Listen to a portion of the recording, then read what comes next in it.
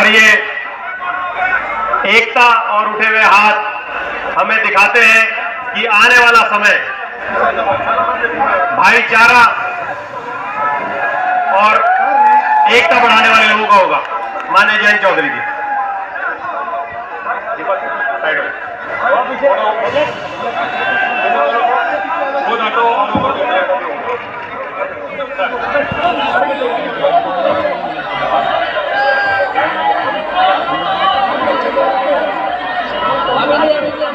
माला का रहने देना, माला तो हो गया तो माला क्यों ला रहे हो गया। मेरठ की इस क्रांति के धरती पे एक अनोखा कार्यक्रम युवा संसद का आयोजन हुआ। मैं मंचासीन हमारे दल के सभी वरिष्ठ पदाधिकारी, विधायकगण, नेता, सभी सम्मानित कार्यकर्ताओं को धन्यवाद देता हूं। और बहुत दूर दूर से चल के आज आपके बीच अपनी बात रखने के लिए आपके निमंत्रण पर अन्य राजनीतिक दलों के युवा नेता, विधायक यहां पहुंचे हैं। बिहार से चल के आए हमारे विधायक, CPI-ML के, NCP के राष्ट्रीय यूथ के अध्यक्ष अनुपम जी, जो युवा हल्ला बोल सामाजिक संगठन चलाते हैं। जहां कहीं भी उत्तर भारत में भर्ती की प्रक्रिया में जो अनियमितताएं होती हैं, जाति होती है, नौजवान विरोध करना चाहते हैं, तो शायद युवा हल्ला बोल उनकी प्रखर आवाज बनके वहां उनके बीच रहता है। उस संगठन के राष्ट्रीय अध्यक्ष अनुपम जी आए, मैं उनको भी धन्यवाद देता हूं। और रागिनी जी आज उत्तर प्रदेश की विधानसभा में सबसे कम उम्र की महिला विधायक हैं और उन्होंने अपने जीवन की यात्रा भी आपके बीच यहां साझा की। राजनीति में वो क्यों आई, क्या उनकी मंशा रही। वे डॉक्टर हैं, एम्स से उन्होंने अपनी पढ़ाई की और कोरोना काल में आपकी पीड़ाओं को देख प्रभावित होकर उन्होंने सामाजिक और राजनीतिक क्षेत्र में सक्रिय होने का एक महत्वपूर्ण निर्णय लिया। आज इस मंच से वो सारी बातें आपके बीच में हुई हैं।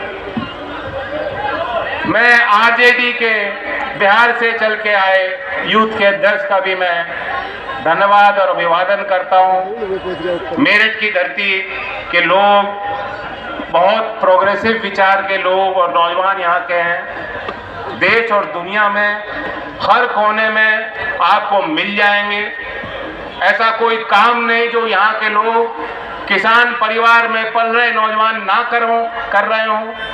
यहाँ आपको साइंटिस्ट मिल जाएंगे, बड़े बड़े इंजीनियर, चाहे इसरो में हो, चाहे नासा जैसी संस्था में हो, विश्व प्रसिद्ध संस्थाओं में मेरठ में जन्मे नौजवान काम संभाल रहे हैं, गौरव हासिल कर रहे हैं। खेल के क्षेत्र में अपने किसानी से देश का पालन पोषण कर रहे हैं, देश की सीमाओं पर तैनात हैं। और मेरठ की एक और पहचान है, जब भी कोई सामाजिक आंदोलन होता है, जब देश को आवश्यकता होती है, जब देश की सरकारों की अवहेलना से, गलत निर्णयों से या देश की संसद के सही तरीके से नीतिगत फैसला जब संसद में नहीं पारित होता, उसके विरोध में भी मेरठ के आम जनमानस की बड़ी भूमिका रहती है, बड़ी भागीदारी रहती है। देश ने देखा है, देश ने गवाही दी है। जब 13 महीने किसान आंदोलन चला, देश की सीमाओं पे किसानों को रोका गया।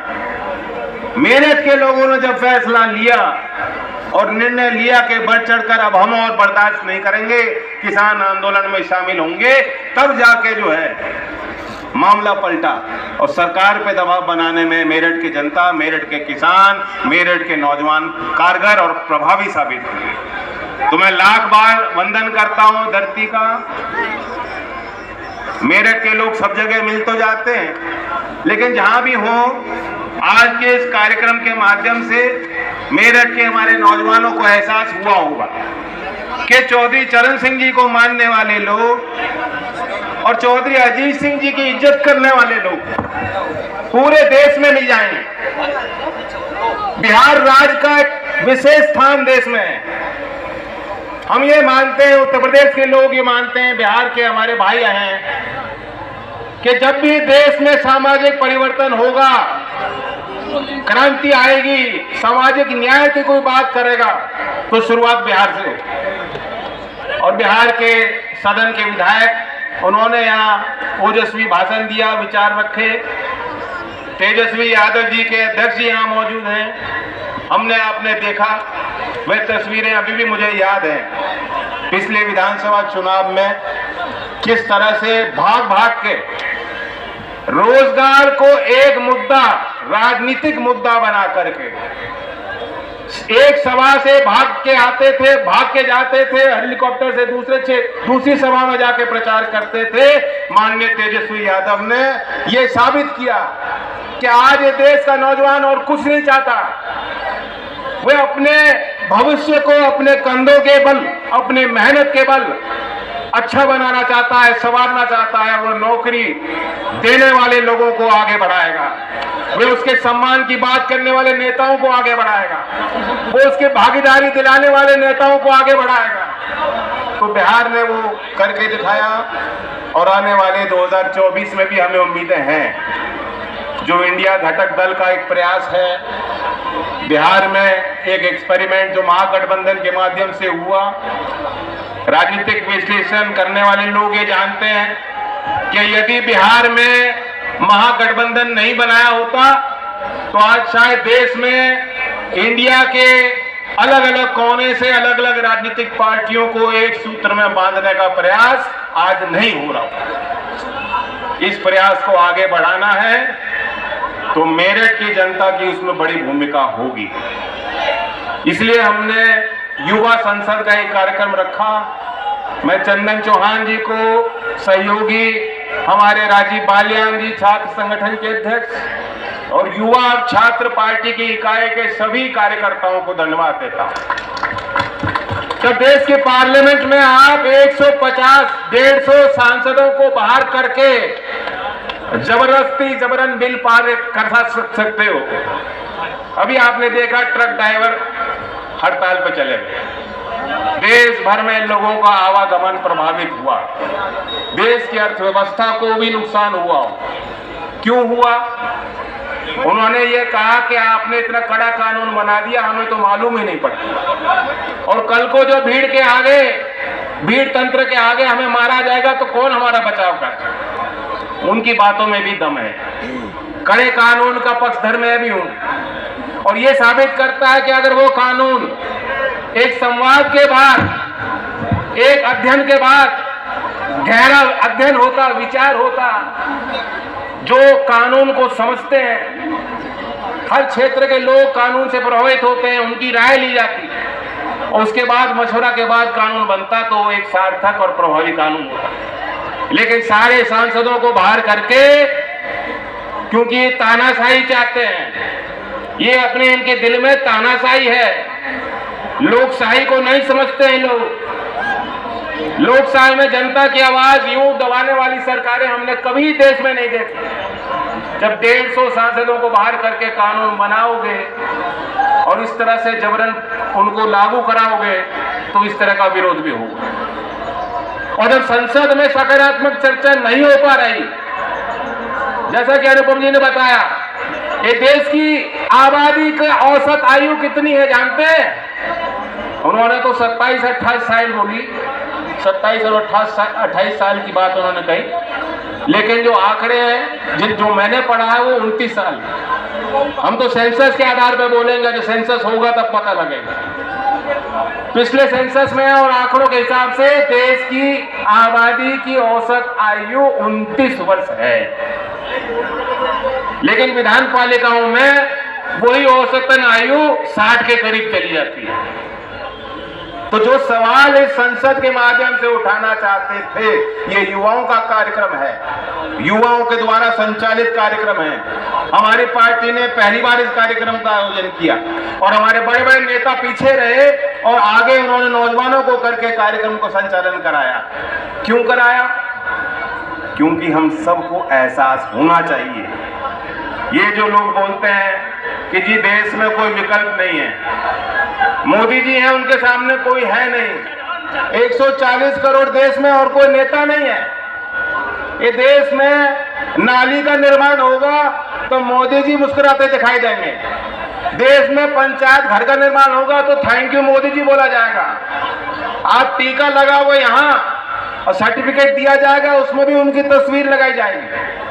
यहाँ तक कि जो पहले भी अनाज वितरण की योजनाएं थी, अनाज वितरण के गरीबों के लिए राशन की व्यवस्था पहले भी तो थी, पहली बार है कि उस बोरी पे भी जो प्रधानमंत्री की तस्वीर लगाई। ये दिखाना चाहते हैं कि एक आदमी देश को चला रहा है, एक आदमी देश को चला रहा है, लेकिन हम ये दिखाना चाहते हैं कि देश के नौजवानों पे भरोसा कीजिए।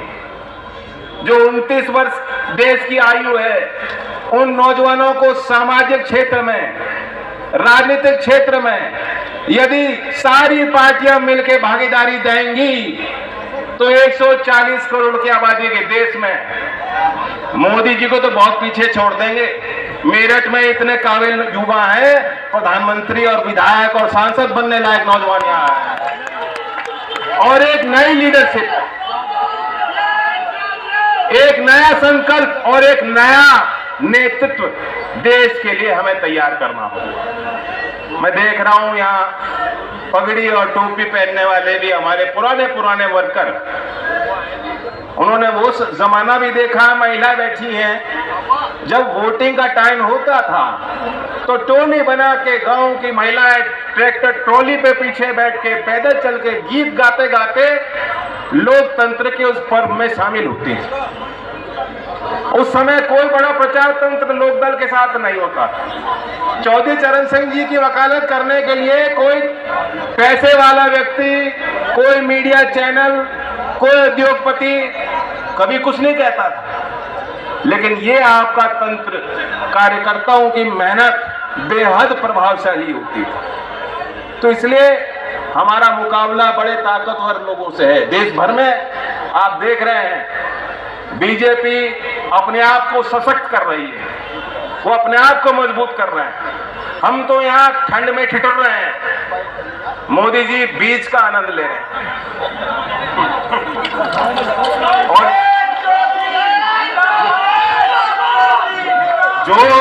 जो लोग कहते हैं ना कि मोदी जी अकेले बहुत हैं, मोदी जी अकेले नहीं है, उनके साथ कैमरामैन कई हुए हैं, स्क्रिप्ट राइटर हैं, मेकअप वाले हैं, वार्डरोब वाले हैं। जैसे फिल्म की शूटिंग होती है उसी अंदाज में मोदी जी का कार्यक्रम तय होता है और कार्यक्रम को कराया। ये बात सब लोग समझ गए। अब इनसे मुकाबला हमें करना है। मेकअप तो मैं देखो लगाता नहीं, रागिनी जी बुरा मत मानना, मेकअप तो लगाते नहीं, क्रीम कभी लगाई नहीं मैंने, और बात बनानी खुद ही जानते हैं। कौन भाषण लिखेगा मेरे लिए, कोई जरूरत नहीं। कार्यकर्ता आप जैसे हैं हमारे साथ, सिक्योरिटी की मुझे जरूरत नहीं पड़ी आज तक। मैं जब यूपी में आता हूं तो अमित शाह जी मेरे लिए एक सिपाही भेज देते हैं, योगी जी की तरफ से एक सिपाही मुझे मिल जाता है, मैं उसे कहता मैं तो छुट्टी कर। तो कोई बात नहीं, मुकाबला तो बड़े ताकतवर लोगों से है, मेकअप शेकअप वालों से, लेकिन हम लोग कर लेंगे। हम और आप मिल लेंगे तो कर लेंगे कि नहीं करेंगे। मैं नौजवानों को अपनी तरफ से कुछ वादा करना चाहता हूं। अनुपम जी युवा हल्ला बोल का संगठन चलाते हैं। हाल के दिनों में मैंने उनसे मशवरा किया और हम लोग किस प्रकार से भर्तियां हों, कैसे हों, समय में हों, भर्ती ऐसी हो कि जो लाभार्थी हैं जो उसके लिए मेहनत कर रहे हैं, उनको समान अवसर मिले, भेदभाव ना हो, जातिवाद ना हो, भ्रष्टाचार ना हो, और समय रहते जो लाखों रिक्त पद हैं जो सरकार की कार्यशैली को प्रभावित करते हैं, वे रिक्त पद भरे जाने चाहिए। जिसे जानकारी नहीं होगी मैं उसे बता दूं कि जब लोकदल का युवा, लोकदल का छात्र खड़ा हुआ, हाल में प्रदेश भर में आपने आंदोलन किया, लखनऊ में प्रभावी आंदोलन किया और चंद घंटों में इस सरकार को आपने मनवा लिया। जो पुलिस की भर्ती वो लाए थे जिसमें कोई उम्र की छूट नहीं दी, जब जनता आगे आई, सड़क पे आए, विपक्ष ने विरोध जताया तो उनको माननी पड़ी आपकी बात। अभी भी मुझे शिकायत मिलती है, लोग कहते हैं कि तो हम तैयारी नहीं कर रहे थे, क्यों? हमें कोई विश्वास नहीं था कि उम्र की छूट मिले। हम मायूस हो गए और समय मिलता तो और बेहतर तैयारी कर सकते थे, लेकिन ये नीतिगत फैसला होना चाहिए। भर्ती गलत मंशा से वो लाए क्यों? जब भर्ती की घोषणा हुई थी उस समय उनको ये जानकारी दे देनी थी नौजवानों को कि हम भर्ती में छूट देंगे। मेरी मांग है कि अब जो भी भर्तियां निकले, जो 2 वर्ष कोविड के सबके खराब हुए, नीतिगत फैसला ले यूपी की सरकार, नीतिगत फैसला ले केंद्र की सरकार कि हर भर्ती में, हर स्तर पे जो नौकरी निकलेंगी उसमें 2 या 3 वर्ष के छूट का प्रावधान होगा।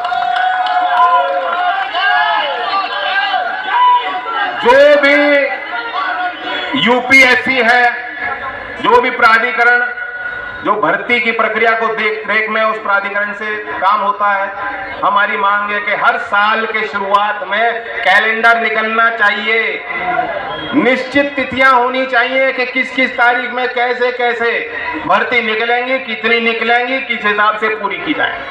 इस बात से आप सहमत हो कि नहीं सहमत?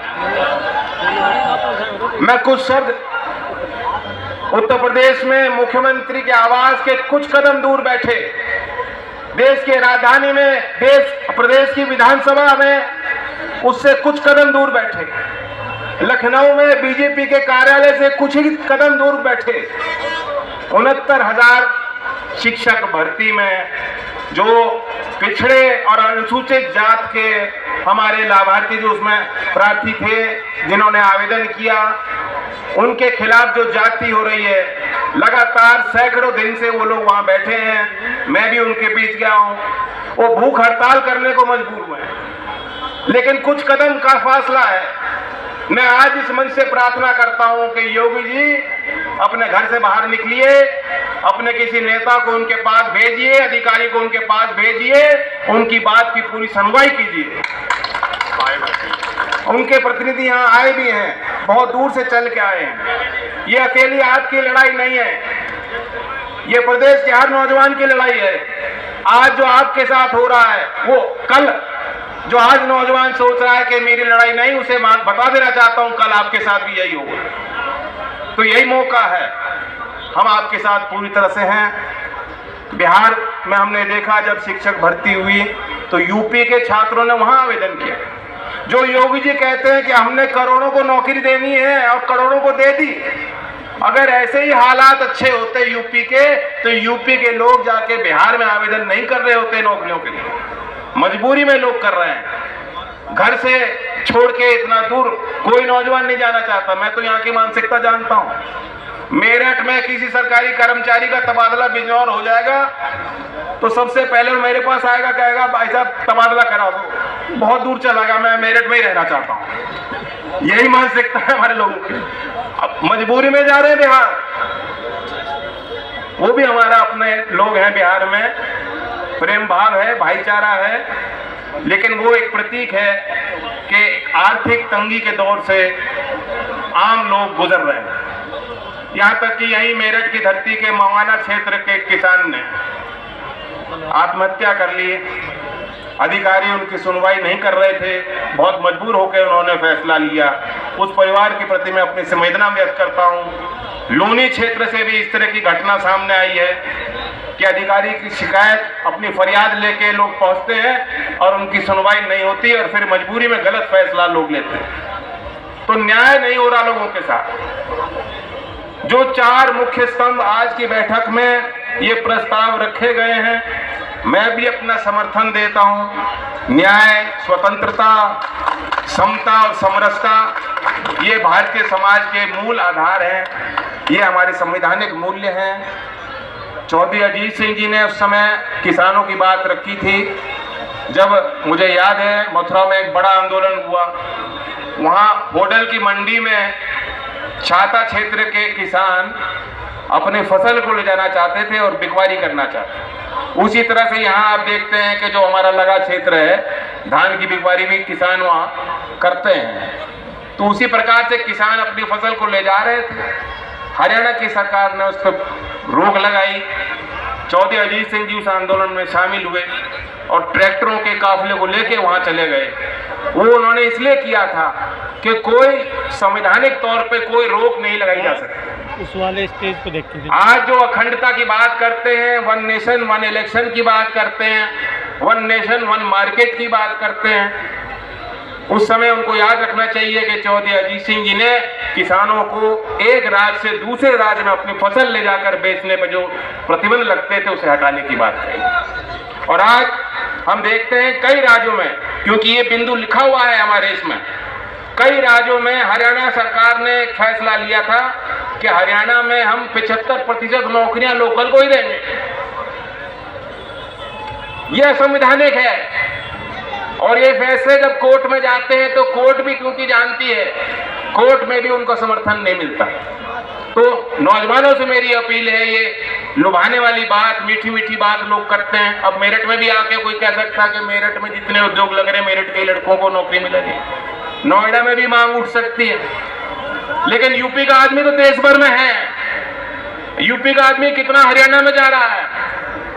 तो यूपी के नौजवानों के साथ भेदभाव हो, मैं इसका पक्षधर कभी नहीं हो सकता, मैं ऐसी ताकतों के साथ कभी खड़ा नहीं हो सकता। और इसलिए हमने बात रखी है स्वतंत्रता की। नौजवानों को आगे इसलिए भी रखना जरूरी है कि आने वाले वर्षों में सारे मुद्दे बदल जाएं। जलवायु परिवर्तन एक ऐसी चीज है